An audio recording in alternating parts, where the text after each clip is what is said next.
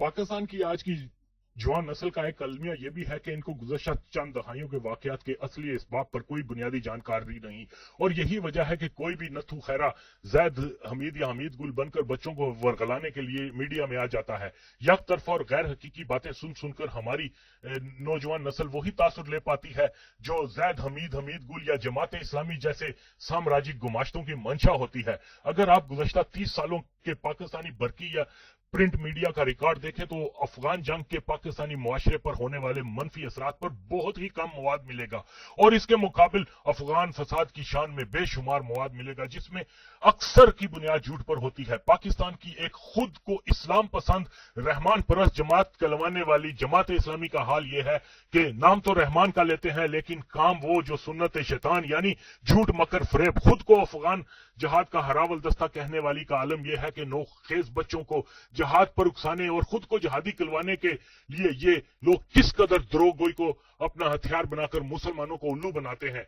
इसमें क्या दलाइल पेश कर सकता हूं, इनकी अपनी कहानी, इनकी अपनी जुबानी सुन ले। इस वक्त मेरे हाथ में जमात इस्लामी के अब्बास अख्तर अवान की किताब जिसका नाम कारवाने शोहदा काबल से कश्मीर तक है, इस किताब का दिबाचा काजी हुसैन अहमद का लिखा है और इख्तितामिया गुलबदीन का है। गो के इस किताब में इस कदर झूठ बातें लिखी हैं कि अगर कोई काफर इसको पढ़ ले तो वो एक बार जरूर सोचेगा कि अगर इस्लाम का नाम लेकर इस कदर झूठ बोल सकते हैं तो फिर काफर को ही झूठ का अलामत क्यों कहा जाए। बहरहाल इस काफर को क्या मालूम कि जमात इस्लामी नाम रख लेने से कोई मुसलमान नहीं बन जाता। ये मसला नाम का नहीं, काम का है, अमल का है, अकीदे का है, जिसका बहरहाल जमात इस्लामी में हमेशा से फुकदान रहा है। कोई भी सतही सोच रखने वाला इस किताब का मुताला करे तो इस किताब में दर्ज वाकयात पर सच का गुमान नहीं होगा, बल्कि इस किताब का नाम अमरीकी फिल्म रंबो इन अफगानिस्तान की बजाय कुछ और है। इस किताब के चंद एक वाकयात का जिक्र सफा 83 जमात इस्लामी के एक रुकन मलक इनामुल्लाह खान की बहादुरी का लिखा है कि किस कदर एक जमाती रुकन ने तन तनहा एक पूरी रूसी छावनी को तबाह कर दिया। एक बार अफगान सूबे पख्तिया की जाजी छावनी में इन्होंने तन तनहा पूरी छावनी का मुकाबला किया। इस वक्त छावनी में 150 से जायद रूसी मशीर भी मौजूद थे। मलक इनाम अपने साथियों से थोड़ी देर में आकर कहकर फ्रंट लाइन पर मौजूद अपने मोर्चे से निकल गए। इनके पास 60 आरपीजी गोले थे। वो इन गोलों के जरिए पूरी जाजी छावनी तबाह करने निकले थे। ये एक दीवाने का ख्वाब था, लेकिन तारीख बताती है कि दीवानों के ख्वाब ही इनकलाबात का बायस बन जाते हैं। मलक इनाम दोपहर से शाम दुश्मन से छुपते चलते रहे। आखिर वो इस मुकाम पर पहुंच गए जहां से वो छावनी की नकलो हरकत पर बखूबी नजर रख सकते थे। एक बहुत बड़ी चट्टान के अकब में छुप गए, यहां आराम किया।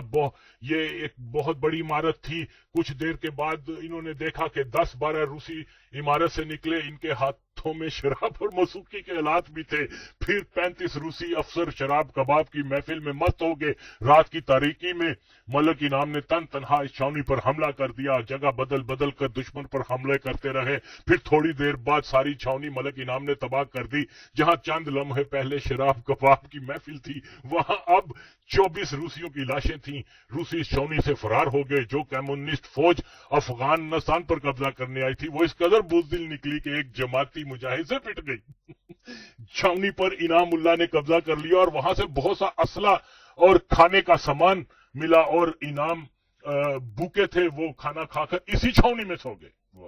अब मसला यह है वो कौन सा इंसान है जो एक अनजान इलाके में तन तनहा अपने साथ 60 रॉकेट उठाकर, हर एक गोले का वजन 5 किलो का होता है और हर एक गोले की लंबाई 1 मीटर के करीब होती है, यानी 300 किलो वजन के साथ घंटों का सफर करके पूरी एक रूसी छावनी को कैसे तबाह कर सकता है।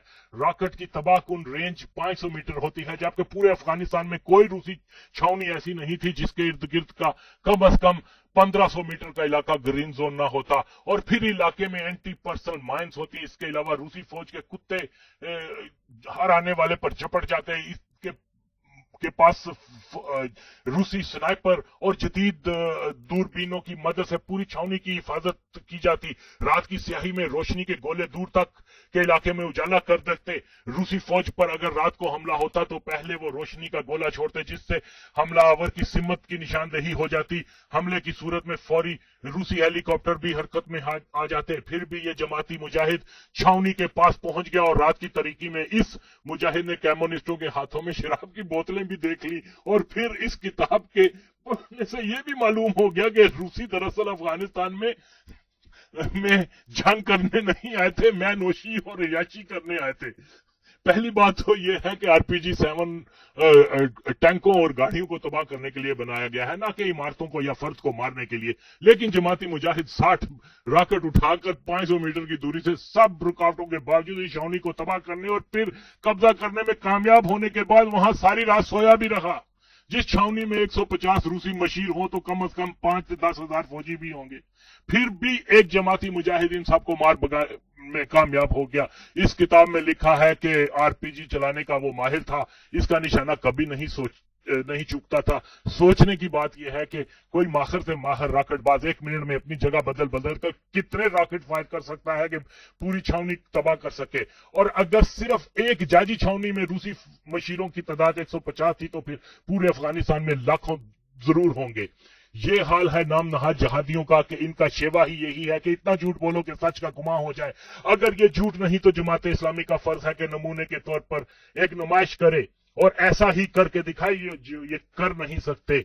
लेकिन ये शेवा जमातियों का है, ये झूठ बोलते हैं, इनको शर्म आनी चाहिए। इस्लाम का नाम भी इस्तेमाल करते हैं और शैतानी झूठ का साथ नहीं छोड़ते। इसलिए कहते हैं अल्लाह झूठों पर हमेशा लानत भेजता है। और इस किताब के दीगर वाकयात में एक जगह ये लिखते हैं जी कि वो सफा नंबर 53 पर लिख रहे हैं कि जमाती एक रात के 11 बजे जलालाबाद शहर में दाखिल हुए। एक कम्युनिस्ट के घर में गए, लेकिन कम्युनिस्ट घर में नहीं था। इस तरह रात 1 बजे वो इस घर में से निकले। रास्ते में 2 कम्युनिस्टों को गिरफ्तार किया। अगले रोज रात को दोबारा शहर में दाखिल हुए। एक कम्युनिस्ट के घर से गाने की आवाज आ रही थी, वहां पर 2 कम्युनिस्टों को गिरफ्तार किया। रात के 2 बजे एक और पश्चिमी के घर पर जो कि सड़क के किनारे था, वहां पर 20 मीटर के फासले पर 2 चेक पोस्टों के बावजूद जमाती मुजाहिद दाखिल हो गए। यहां से वापसी पर 800 रूसी फौजियों और बहुत से टैंकों का डटकर मुकाबला किया और रूसी खौफ से भाग गए। वापसी पर चंद दीगर कम्युनिस्टों को गिरफ्तार किया और जमाती मुजाहिद खैरियत से अपने महफूज ठिकानों में आ गए। इन तमाम वाकयात को बावर किया जा सकता है अगर अवान साहब ये भी तहरीर कर देते कि जमाती मुजाहिदीन के सर पर सुलेमानी टोपी थी जिसको पहनकर कोई भी कम्युनिस्ट इनको देख ना पाया। कौन नहीं जानता कि अफगान खाना जंगी के जमाने में पूरे मुल्क में शाम के बाद कर्फ्यू लगा दिया जाता है। शहरों से हर गली मोहल्ले सख्त पैरा होता है। कोई अपने घर से निकलकर हमसाये के घर तक नहीं जा सकता था तावक्ते के शबनामा कर्फ्यू कोड ना हो। लेकिन माशाल्लाह हमारे जमाती जहादी रातों को शहर में दाखिल होकर पश्चिमियों के घरों में छापे भी मारते रहे, इनको सरे रात चलते गिरफ्तार भी करते रहे। यानी रात 1 बजे कम्युनिस्ट जैसे किसी माल रोड पर मटर गश्त करते थे कि जमाती मुजाहिद इनको गिरफ्तार कर सके। और क्या जमाती मुजाहिद अफगान शहरों में जाकर पेट्रोल पुलिस बन जाते थे कि जिसको चाहे गिरफ्तार कर लिया? पूरी दुनिया की जंगों में गश्ती जेल खानों का तो नहीं सुना था, और वो भी सख्त तरीन कर्फ्यू में। ये काम भी जमात के सिवा कौन करेगा? सफा 94 पर एक जमाती मुजाहिद फैज खान अपने 2 साथियों के हमरा खोस्त की एक छावनी में आकर रूसी अफसर से मुखातब हुए, तुम्हारा यह मरकज हमारे घेरे में है, अगर तुमने 2 घंटों के अंदर इसको खाली ना किया तो तुम्हारी लाशें उठाने वाला कोई नहीं होगा। कमांडर ये सुनकर इस कदर खौफजदा हुआ कि वो अस्करी मरकज जमाते मुजाहिद के हवाले कर दिया। इस छावनी में मुजाहिदीन को 1 लाख कलशनकोफ हाथ आई। पहली बात तो यह है कि ये जमाती अपने 2 साथियों के हमरा अस्करी मरकज के अंदर दाखिल कैसे हो कर मौला जट वाली धमकी देने में कामयाब कैसे हो गया? और क्या आसपास के पहरेदार ख्वाब खरगोश थे, अफीम पी थी, कोई ऐसी वैसी फिल्म VCR पर देख रहे थे, या वही सुलेमानी टोपी का चक्कर? नहीं भाई, ये झूठ नहीं चल सकता तुम्हारा। के याद रखो, अगर हकीकत में कोई जमाती छावनी के पास से भी गुजरता तो इस कदर फायरिंग होती कि इसकी लाश उठाने वाला ना होता। और जिस छावनी में 1 लाख कलशनकोफ हो, इसका मतलब है कि इस छावनी में कम से कम 50,000 फौजी तो जरूर होंगे, लेकिन हिंग लगे ना भटकरी एक जमाती ने वो कारनामा कर दिखाया जिसकी पूरी आलम इस्लाम में मिसाल नहीं। ओह अवान साहब, 1,00,000 क्लेशनकोफों की जगह थोड़ी कम कर देते भाई, तो शायद इसको माना जा सकता था। खुदा के लिए कौम को ना इस कदर झूठ बातें बताओ, इस्लाम का नाम लेते हो, काम शैतानी करते हो, इतने इतने बड़े झूठ बोलते हो, और अल्लाह ताला की लानत नहीं होगी तुम पर।